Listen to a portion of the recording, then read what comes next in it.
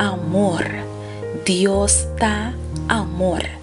Palabra de Dios te avisa-nos em 1 Juan capítulo 4 versículo 16 e nos a conhecer e a querer é amor que Deus tem para nós.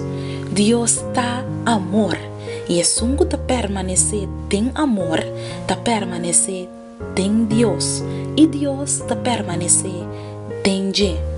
Sim, Deus está amor. Amor está su ser. Amor da sua substância e sua vida. Amor te resume todo seu trabalho e te explica toda sua maneira. Amor te vence picar para perdonar-nos vida eterna. Amor te é objeto de ángel sua admiração e ele está de nós em eternidade. Deus seu pensamento não tá amor. Sua vontade tá amor. Sua providência tá amor. Sua dispensação tá amor. E sua santidade tá amor. Tudo coisa que tem a ver com ele tá amor. Deus tá amor. Sua palavra tá amor. Seu zelo tá amor. E deleite de su gozo tá amor. Su lágrima tá amor. Su repreendimento tá amor. Su juicio tá amor.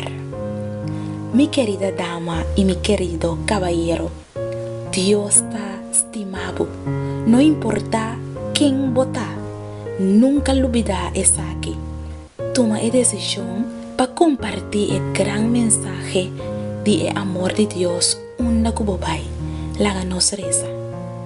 Eterno Dios de amor, macha tangi pa bo amor, mostrar-nos.